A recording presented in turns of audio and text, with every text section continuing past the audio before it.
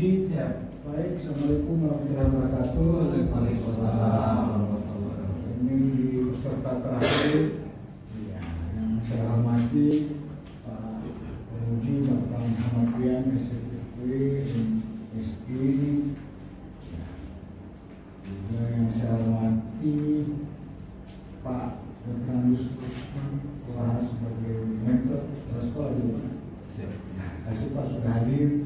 Ini dari Mutong Jojo, alhamdulillah Pak Bapak bersama kita, mendampingi Pak Adi, juga kepada Ibu Risna, yang keluar dari Palu juga nih Pak. Oh iya.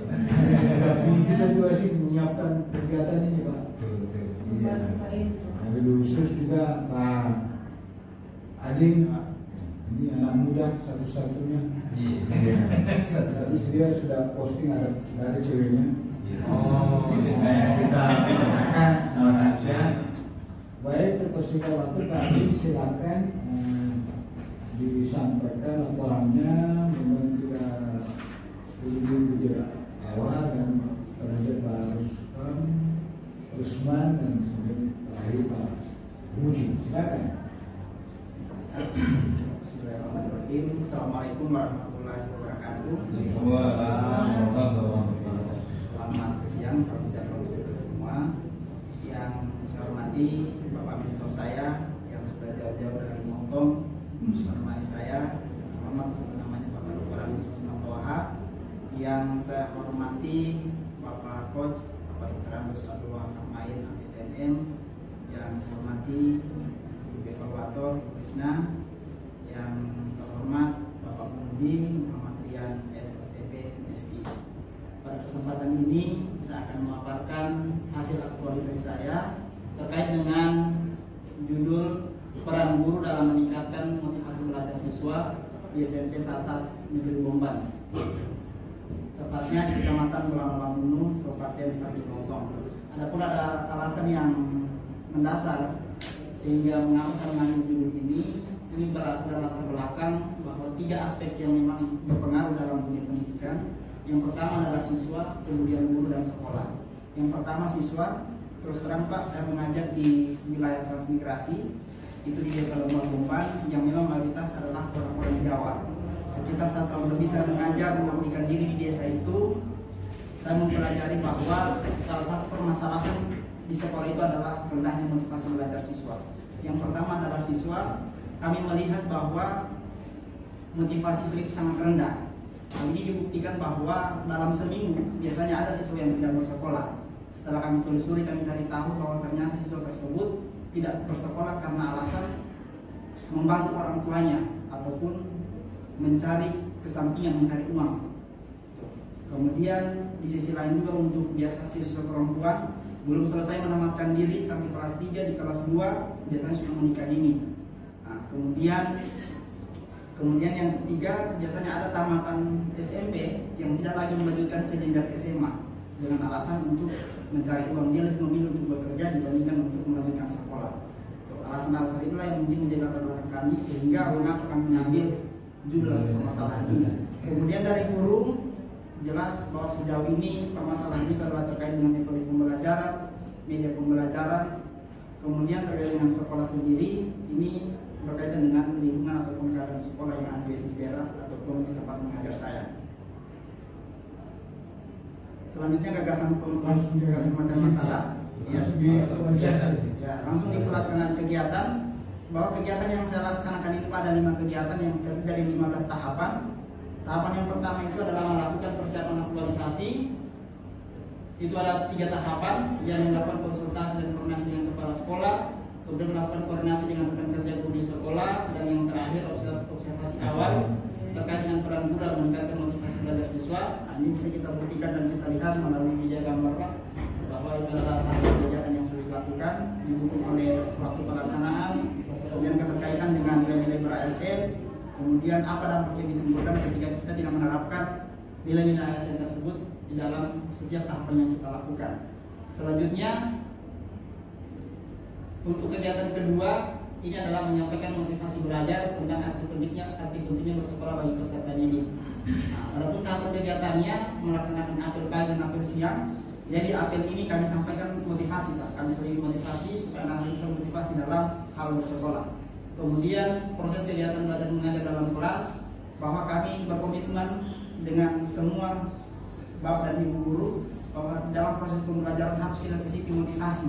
Mungkin dengan demikian anak-anak itu terbuka hatinya untuk meningkatkan kemauannya untuk bersekolah. Kemudian melaksanakan upacara bendera setiap hari Senin. Nah, penekanan ini adalah ketika pembina upacara menyampaikan amanatnya, disampaikanlah motivasi di dalam amanat tersebut. Selanjutnya, kegiatan ketiga yakni menata keadaan kelas dan lingkungan sekolah. Mungkin sejauh ini bahwa permasalahan itu adalah kondisi sekolah yang tidak mendukung, sehingga kami berinisiatif untuk menata keadaan kelas ataupun lingkungan sekolah sehingga jauh lebih baik mungkin dari sedia kala. Adapun tahap kegiatannya adalah membuat konsep rancangan dan melibatkan guru dan siswa. Jadi kami membuat konsep rancangan itu Bapak Ibu, kami libatkan Bapak dan Ibu guru maupun siswa supaya mencari alternatif bagaimana baiknya dalam hal penataan kelas dan lingkungan sekolah. Kemudian melakukan kegiatan penataan kelas, didukung oleh gambar. Di setiap kelas itu kami buat sedemikian rupa sesuai dengan apa yang bisa kami lakukan, sesuai dengan kemampuan kami. Kemudian melakukan kegiatan penataan taman dan lingkungan sekolah. Kebetulan di sana Pak, di daerah Desa Lembah Pomban itu banyak bambu. Jadi kami manfaatkan bambu yang ada ataupun apa yang ada di sana, kami buatkan bakar mini. Kami buatkan di halaman ataupun di depan kelas masing-masing. Kemudian yang keempat adalah melaksanakan tata tertib sekolah dengan guru disiplin dan tanggung jawab. Berasal dari latar belakang tadi Pak bahwa sejauh ini tata tertib di sekolah belum terlalu ini, sehingga melalui aktualisasi kami coba melakukannya itu. Adapun tahapan kegiatannya adalah menyampaikan kepada siswa tentang tata tertib sekolah dan pelaksanaannya. Nah, kemudian di dalam hal ini adalah selain kami menyampaikan, kami buatkan papan tata tertib Pak. Kami buatkan papan tata tertib, kami tempel di depan kelas. Mungkin di lampiran aktualisasi ini ada kami menempelkan gambar ataupun papan tata tertib. Kemudian menerapkan tata tertib sekolah yang sudah disampaikan kepada siswa. Kemudian yang ketiga adalah bagaimana memonitoring dan menindak siswa yang melanggar tata tertib sekolah. Kemudian kegiatan yang terakhir ini adalah dalam hal metode pembelajaran. Ini terkait dengan guru, bahwa kami mengambil aspek segalanya, bahwa tahapan kegiatan itu ada 3. Yang pertama adalah merancang perangkat pembelajaran dengan media yang akan digunakan, misalnya menyusun rancangan administrasi, silabus, RPT, dan lain sebagainya. Kemudian melaksanakan kegiatan pembelajaran yang menggunakan discovery learning dan media pembelajaran. Karena sejauh ini metode yang digunakan itu adalah metode ceramah, sehingga terkesan monoton dan tidak menarik bagi siswa. Jadi kami membuat alternatif menggunakan metode discovery learning. Metode ini adalah metode yang memang mengasah kemampuan siswa untuk lebih memiliki kesempatan atau semua hal pembelajaran itu bukan hanya terpusat pada guru, tapi pada siswa. Kemudian di tahapan terakhir adalah kami melaksanakan evaluasi pembelajaran terkait sejauh mana pemahaman atau kemampuan peserta didik atas apa yang dilakukan selama habituasi. Kemudian untuk kesimpulan yang bisa kami ambil dari seluruh rangkaian tahapan kegiatan, bahwa seluruh kegiatan yang direncanakan telah dapat diselesaikan dengan baik dengan persentase 100% terlaksana dengan 5 kegiatan dan 15 tahapan, serta seluruh kegiatan memiliki kontribusi terhadap misi ketiga pemerintah Kabupaten Parigi Motong, yakni memajukan kualitas dan cakupan layanan pendidikan dan menggalakkan kesehatan yang berdaya saing. Adapun rencana tindak lanjut dari kegiatan aktualisasi, seluruh tahapan kegiatan terlaksana dengan baik sesuai dengan harapan dan rancangan yang telah kami seminarkan. Hasilnya pun memiliki kemanfaatan bagi perkembangan dan kemajuan sekolah yang dibuktikan dengan gambar-gambar ataupun dokumen yang sudah kami buat. Kemudian dengan demikian seluruh rangkaian tahapan kegiatan aktualisasi telah diselesaikan dengan terdekat terlaksana seluruhnya.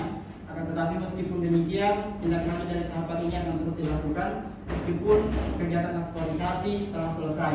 Sebab menurut kami bahwa kegiatan aktualisasi ini adalah langkah awal menuju perubahan di sekolah kami. Mungkin cukup sekian paparan dari saya terkait dengan seluruh rangkaian tahapan kegiatan aktualisasi. Selebihnya saya kembalikan kepada Ibu Moderator. Terima kasih. Terima kasih Pak Adib, cukup singkat dan jelas apa yang disampaikan. Dan terima laporannya. Tentu kita akan mendengarkan dari Pak Mentor penjelasannya apa yang dilakukan Pak Adi ya selama ini dan bagaimana ke depan Pak. Ya, terima kasih banyak Pak. Assalamualaikum warahmatullahi wabarakatuh. Selamat siang. Ya, saya hormati Bapak Dr. Andes Abdul Wahab Almen APTM selaku coach saya. Ya, saya hormati Bapak Pemuji, Bapak Muhammadian STB MS, dan saya banggakan rekan saya, rekan guru dari Bomban, Bapak Adin Rivaldi SPD. Mohon izin Pak, saya perkenalkan diri juga, nama saya Rusman Wahab. Saya juga Pak bertugas di sekolah tersebut baru beberapa bulan, mungkin baru ada 3 bulan baru ditugaskan di situ. Saya awalnya di Motong Pak. Ya, jadi jarak dari rumah ke situ juga ya cukuplah jauh lumayan. Tidak tahu pertimbangan apa dinas sehingga dibawa ke sana. Tapi alhamdulillah. Ya. Setelah saya sampai di sekolah itu, walaupun saya belum terlalu lama, tetapi saya sudah bisa melihat kinerja dari teman-teman guru, terutama teman-teman guru ini yang baru diangkat CPNS. Ya, saya anggap luar biasa. Kenapa? Rata-rata mereka juga itu Pak berapa hanya ngontrak di luar dari desa tersebut, tetapi setiap saya datang seperti Bapak Adin ini sudah beliau juga ada di situ. Jadi saya anggap mereka ya luar biasa pengabdiannya di sekolah tersebut. Dan mengenai rancangan yang diambil dari awal saya sudah sampaikan bahwa saya sangat bersyukur. Kenapa? Memang rata-rata sebelum mereka datang ini yang dominan di situ guru-guru honor. Ya, yang namanya honor bukan berarti kita sepelekan, tetapi ya tanggung jawabnya tentu ya tidak sama dengan mereka yang memang diberikan tanggung jawab, apalagi setelah mengikuti pelatihan yang seperti ini. Dan setelah turun ke lapangan, ya beliau sudah sampaikan dari awal kepada saya Pak sekarang ini sudah mau ke sekolah. Tapi jadwal saya Pak minggu kedua bulan Mei. Insya Allah saya juga akan terus sudah ke sekolah pada minggu kedua bulan Mei. Ya, kenapa? Karena minggu pertama itu masih suasana libur. Jadi sebenarnya jadwalnya dia minggu pertama, tapi saya bilang kalau boleh diundur dulu, itu hasil konsultasi kami kalau boleh. Ya akhirnya yang jalan lah disepakati. Dan setelah turun ke lapangan ya kami sudah berembuk, saya sampaikan kepada Pak Adin, Pak minta tolong juga karena ini menyangkut masalah semua kita di sini. Karena siapapun tentu merupakan tanggung jawab bersama mengenai bagaimana memotivasi siswa supaya bisa aktif kembali. Yang betul apa yang menjadi latar belakang tadi permasalahan tadi bahwa di sana itu motivasi siswa memang agak rendah, mungkin karena dia agak daerahnya agak terpencil dari daerah yang lain. Ya. Dan mereka biasa anak-anak ini kalau ada kegiatan yang dipanggil orang tua bantu orang tua mereka ya itu sepanjang lebih bantu orang tua. Jadi awalnya dengan ada kegiatan ini dia motivasi di mana setiap guru juga bukan cuma Pak Adin, setiap guru kita wajibkan setiap apel pagi, apel siang, mari sama-sama kita saling membantu memberikan apa kira-kira motivasi anak ini bisa betul-betul semangat sekolahnya ini kembali bisa muncul. Ya, jadi alhamdulillah kegiatan ini ya, kalau bisa sedikit demi sedikit karena saya lihat itu sudah bisa aktif, terutama apel pagi, terutama biasa yang tadinya apel paginya tinggal berapa orang ya sekarang apalagi dengan adanya COVID berapa tahun ini itu semua berpengaruh. Jadi yang butuh betul-betul kerja keras dari guru.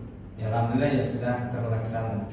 Dan kalau saya lihat karakterisasi ini betul-betul sudah terlaksana dengan baik ya, sesuai dengan rancangan yang saya ikuti.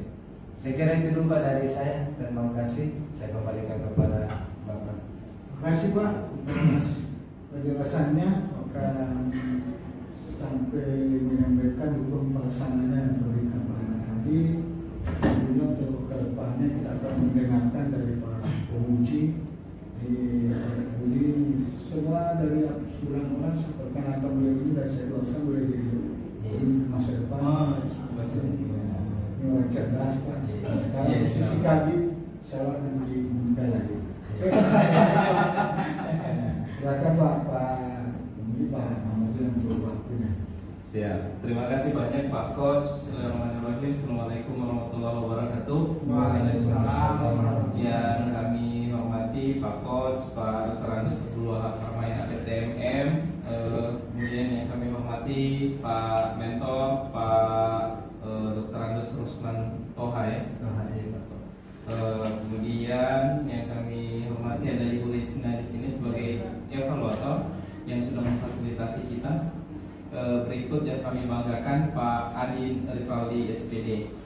Tadi sudah disampaikan dengan baik sekali mengenai apa yang sudah dilakukan. Hari ini lebih banyak pembuktian dan bersyukurnya Pak Ardin ini harusnya kalau dalam jadwal Pak Ardin ini penutupnya sampai pukul jam 4 sore. Artinya apa?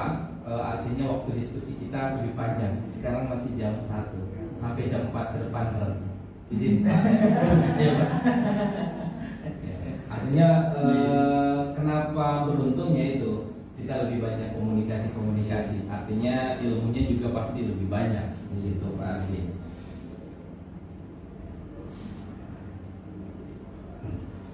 Peran guru dalam meningkatkan motivasi belajar. Kenapa saya boleh tahu nggak? Kenapa ambil, walaupun ini pasti sudah ditanyakan sebelumnya sama Pak Kaban, kenapa mengambil gitu? Selain alasan ini adalah hasil dari analisis. Ya. Saya langsung jawab Pak. Iya, silakan. Jawab selain latar belakang tadi, karena memang satu yang mungkin kurang saya sampaikan tadi, bahwa yang pertama hasil belajar Pak. Dengan hasil belajar, memang sejauh ini hasil belajar bukan tidak tuntas dalam hal KKM, tetapi memang perhatian di dalam kelas itu hampir-hampir tidak terpusat dalam hal pembelajaran untuk kegiatan belajar sendiri. Kemudian disampaikan tadi bahwa kehadiran di sekolah. Kehadiran di sekolah itu bahkan tidak ada, hampir-hampir dalam seminggu itu tidak ada yang betul-betul full hadir sepenuhnya. Bahkan akan ada salah satu di antara siswa tersebut yang memang tidak bersekolah dalam seminggu. Karena terang Pak, sekolah kami adalah startup yang jumlah satu sekolah itu hanya 29 orang sekolah. Kelas 7 itu 9 orang, kelas 8 itu 7 orang, kelas 3 itu 13 orang, 29 orang total keseluruhan. Jadi kami gampang memonitor siswa tersebut karena jumlahnya tidak banyak. Itu adalah salah satu alasan sehingga kami bisa melihat, oh ternyata kami bisa spesifikasi Pak, mengobservasi masing-masing siswa. Kami tidak menunggu beberapa waktu lamanya, kami bisa identifikasi kalian siswa seperti ini modelnya, baik laki-laki maupun perempuan. Karena setiap hari kami selalu, karena mungkin usia kami mungkin juga tidak terpaut jauh dengan mereka Pak, sehingga mungkin mereka menganggap bahwa ini selain guru mungkin kakak bagi mereka, jadi enak untuk bicara-bicara. Kalau kenapa tadi malam jam berapa tidur, kenapa sampai terlambat.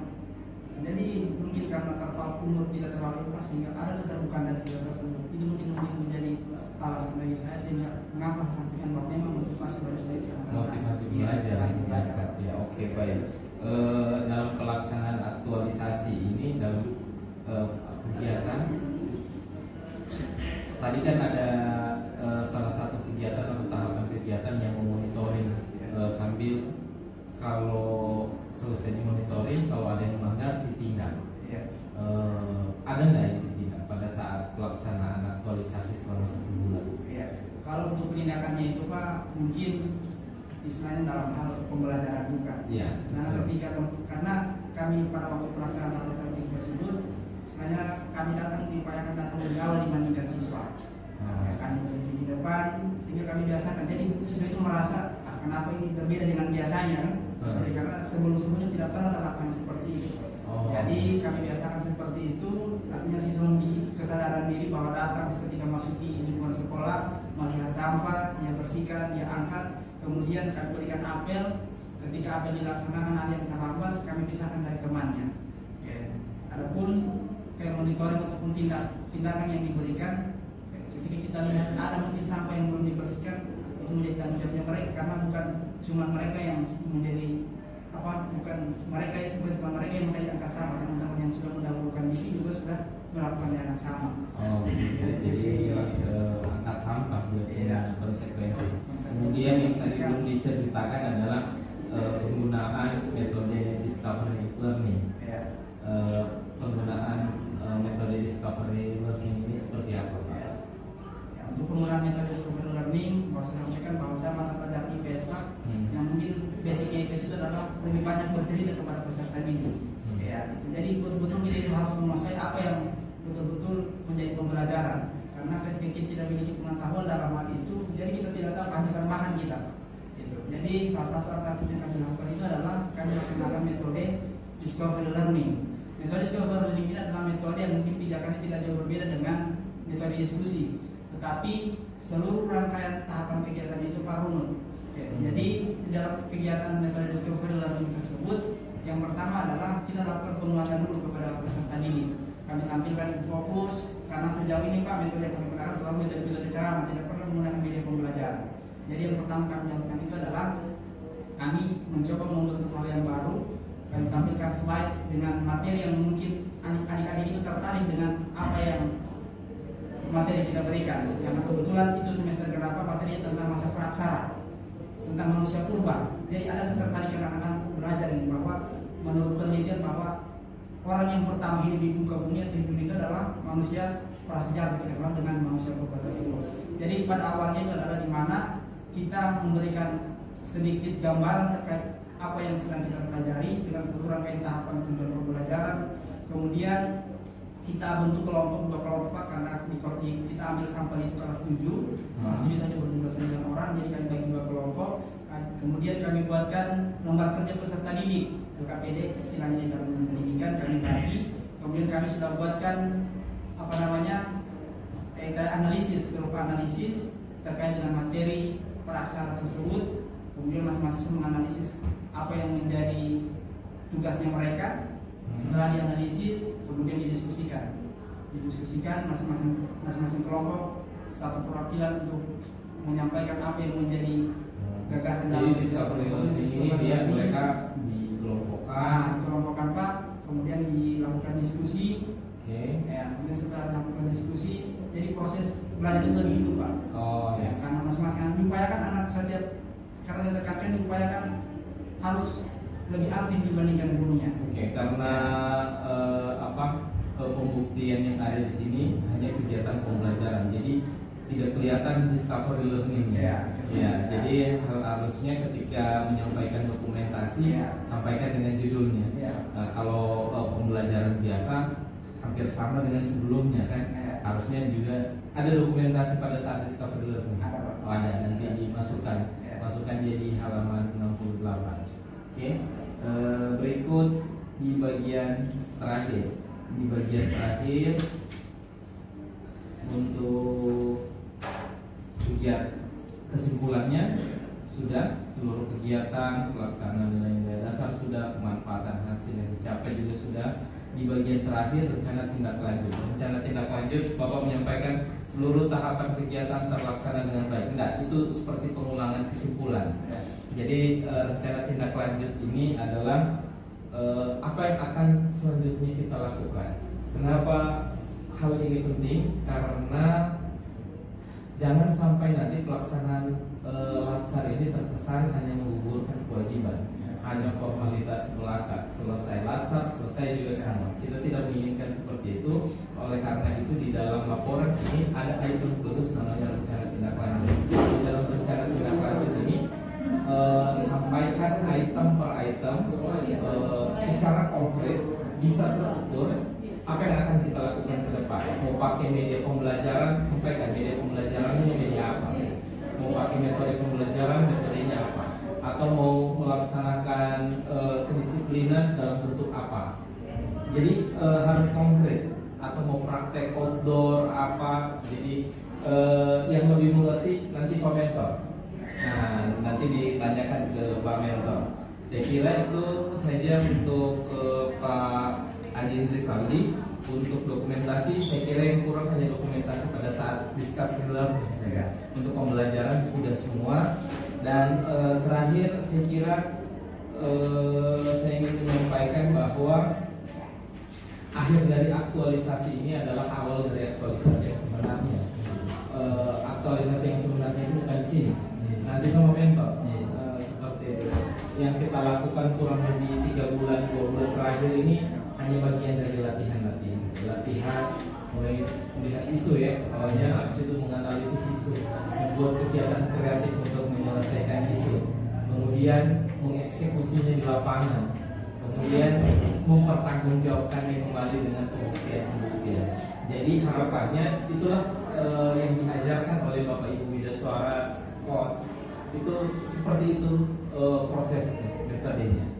Ya, harapannya juga selain bisa menyelesaikan kegiatan, yang tidak kalah penting adalah tetap mengaktualisasikan nilai. Ini tentang bisa bekerja sama dengan orang lain. Ini tentang bisa menghargai Pak Mentor, menghargai teman sejawat, memberikan pelayanan terbaik, loyal terhadap atasan, harmonis sama teman-teman. Ini tentang nilai. Jadi ini bukan tentang hebat-hebatan, ini bukan tentang pintar-pintaran. Untuk apa pintar kalau hanya pintar untuk dirinya sendiri saja, tidak bisa bekerja sama dengan orang lain. Oleh karena itu harapan kami sebagai penguji ini akan tetap berlanjut, dan itu ditandai dengan rencana tindak lanjut yang dibuat dalam poin per poin secara konkret dan terukur. Kemudian Pak Mentor, saya terima kasih banyak. Tadi pernyataan Pak Mentor luar biasa, karena Pak Mentor sudah menyampaikan bahwa Pak Adin Rivaldi ini sudah konsul, kemudian kegiatannya juga sudah dipantau terlaksana yang seperti apa yang dia rencanakan. Artinya semua sudah beliau lakukan. Ini informasi bagus karena yang menyaksikan sendiri pelaksanaan di lapangan adalah Pak Mentor.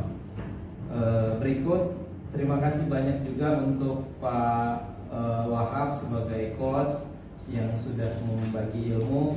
Mudah-mudahan ini menjadi bagian dari ibadah, dan pada Pak Adin kita tidak jadi sampai jam 4. Oke, saya kira cukup. Terima kasih banyak. Mohon maaf kalau ada salah-salah kata. Berikut kami kembalikan ke Pak Coach. Terima kasih Pak Uji, Pak Muhammad Rian. Tentunya ada beberapa catatan ya dari penguji, tentunya yang paling tidak ada dukungan dari Pak Mentor, dan ada yang tadi yang paling terakhir itu bukan cuma harapan, kita coba implementasikan. Karena ini kita itu pada saat itu sedang tidak. Baik, kita berikan aplaus Bapak Adi. Kita tadi buka dengan doa, kita akhiri dengan doa. Mari kita berdoa bersama-sama, karena penguji kita ini Ustaz Pak. Silakan Pak penguji. Silakan Pak penguji. Ya, aduh, ya Masya Allah. Mari kita tutup kegiatan kita hari ini dengan doa. Berdoa dimulai.